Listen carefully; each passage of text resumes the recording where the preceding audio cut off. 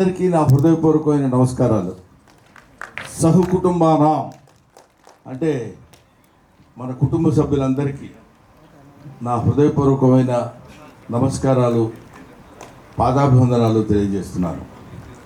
కొంచెం ఎక్స్ట్రాగా ఉన్నట్టుంది కదా డైలాగు, అయినా ఇక్కడ చెప్పాల్సిన అవసరం ఉంది కాబట్టి చెప్తున్నాను. ముఖ్యంగా ఈ సినిమాకి దర్శకుడు ఉదయించే శర్మ. ఇతను చాలా ఒబిడియంట్గా ఉంటాడు. నిజంగా ఇంత ఒబిడియంట్గా ఉంటాడేమో అనుకుంటాం మనం. సెట్లో అలా ఉండడు. సెట్లో తనకి ఏది కావాలో అది వచ్చే వరకు పిండుకుని వాళ్ళ చేత యాక్ట్ చేయించేటువంటి ఒక అప్కమింగ్ అద్భుతమైన దర్శకుడు. ఇతని గురించి తర్వాత మాట్లాడుకుందాం. సినిమా హిట్ అయిన తర్వాత మాట్లాడదాం. ఇతని వెనకాల బ్యాక్ బోన్ ఒక అతను ఉన్నాడు. అతని పేరు అర్జున్ సాయి. ఎప్పుడు వెనక నుంచి ఇట్లా తొంగి చూస్తుంటాడు. మరి ఇతని దగ్గర ఏ పవర్ ఉందో తెలియదు, కానీ ఈసారి మనం అసలు ఎవరు చెప్పినా వినకూడదు అనుకునేవాడు కూడా అంత ఎత్తు అలా చూసేవాడు. అలా అలా అలా చూసి చిన్న మెళ్ళ తాడేస్తే వెనకాల పడి వెళ్ళిపోతుంటాం అన్నమాట. అలా ఇంతమంది ఆర్టిస్టుల్ని, ముఖ్యంగా ఒక లెజెండరీ ఆర్టిస్ట్, చాలామందికి యాక్టింగ్ అంటే ఏంటో చెప్పి నేర్పించినటువంటి మా గురువు గారు రాజేంద్ర ప్రసాద్ గారు.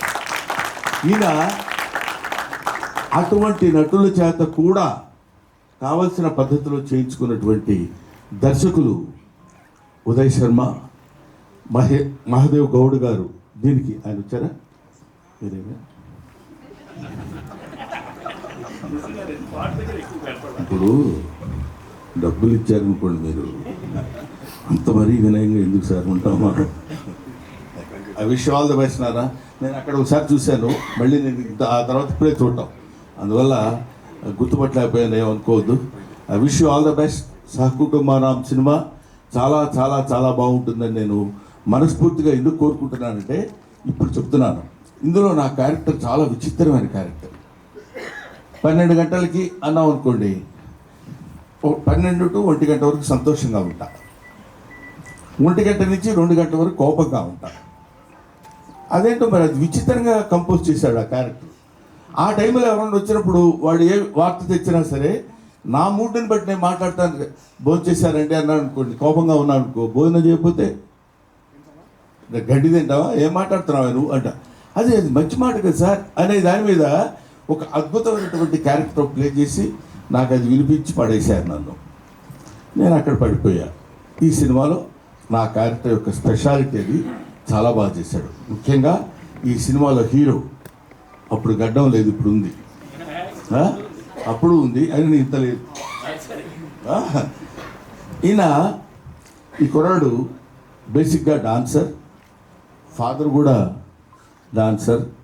సో చాలా ఈజీగా ఇంతమంది అతిరథ మహారథులు ఉన్నటువంటి ఈ సినిమాలో తన క్యారెక్టర్ని చాలా ఈజీగా, చాలా అలవోకగా చేస్తూ, దాన్ని ఏమంటారు, మనకి ఎక్కడ ఇబ్బంది కానీ, లేకపోతే దాన్ని ఇబ్బంది పెట్టడం కానీ, ఎదుటోళ్ళని ఇబ్బంది పెట్టడం కానీ.